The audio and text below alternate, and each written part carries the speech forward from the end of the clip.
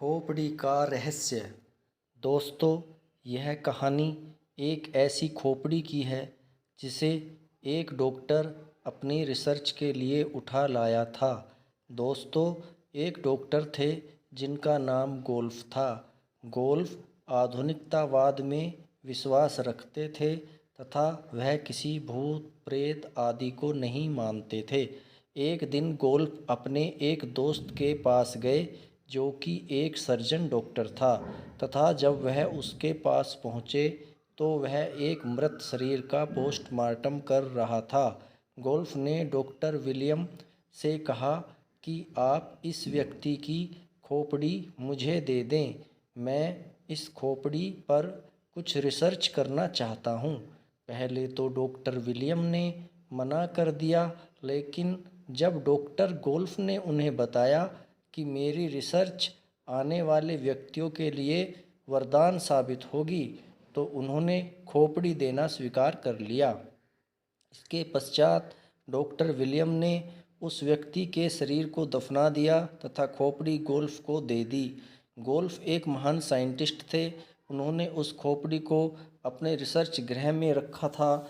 उस पर विभिन्न प्रकार के लेप करके उसको जैविक क्रियाओं के द्वारा सुरक्षित रखने का कार्य करने लगे, लेकिन ऐसा करना उनके लिए काफ़ी घातक सिद्ध होने वाला था। अगले कुछ दिनों तक तो सामान्य रहा, लेकिन कुछ दिनों के पश्चात कुछ अजीबोगरीब घटनाएं घटनी अपने आप स्टार्ट हो गई। उन्होंने देखा अचानक से कुछ तेज़ हवाएं रात को साए साए के साथ चलती हैं। कई बार उन्हें महसूस किया कि कोई अनजाना साया है जो धीरे धीरे उनके कमरे में चहलकदमी करता है। प्रारंभ में डॉक्टर गोल्फ को लगा कि यह मेरा वहम है, यह मात्र इल्यूजन है, किंतु एक रात डॉक्टर गोल्फ अपने कमरे में सो रहे थे, तभी उन्हें एक आहट सुनाई दी। वह उसकी तरफ बढ़े तो आहट उनके रिसर्च लैब से आ रही थी। जब वे रिसर्च लैब के करीब पहुंचे तो उन्होंने रिसर्च लैब में झांक कर देखा कि खोपड़ी हवा में कुछ इंच अपने आप ऊपर उठी हुई है तथा ज़ोर ज़ोर से हंस रही है। यह देखकर डॉक्टर गोल्फ काफ़ी डर गए और वह चुपचाप अपने कमरे में चले आए। सारी रात डॉक्टर गोल्फ को नींद नहीं आई। वह अपनी आँखों पर विश्वास नहीं कर पा रहे थे। अतः उन्होंने निश्चय किया कि वह इस खोपड़ी का रहस्य पता लगा कर रहेंगे कि यह खोपड़ी किसकी है और अभी तक यह इस प्रकार की हरकतें क्यों कर रही है। डॉक्टर गोल्फ इन सब का पता लगाने के लिए चर्च में गए।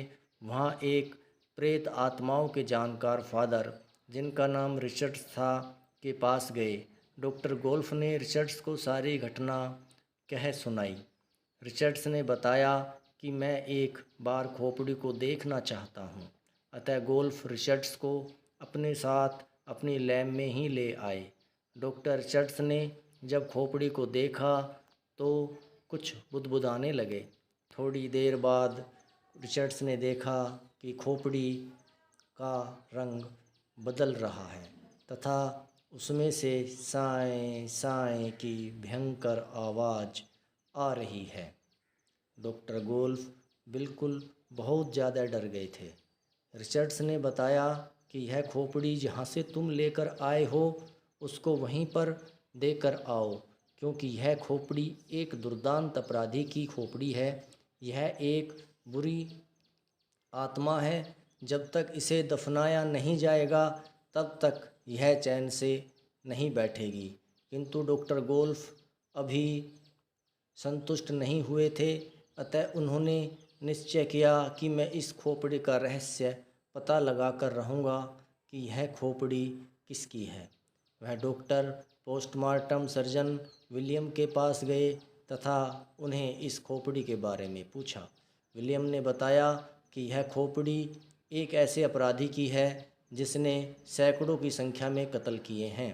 यह एक बुरी आत्मा की खोपड़ी है, इसलिए मैं आपको मना कर रहा था।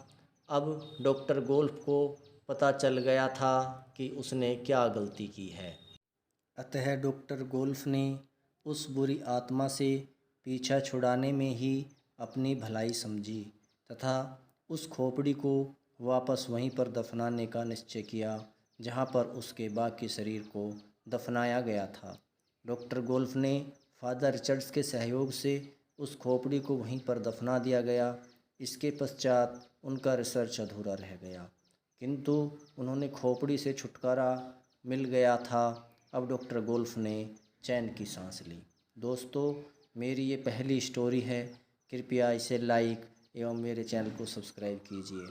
आपका स्टोरी देखने एवं सुनने के लिए हृदय से धन्यवाद।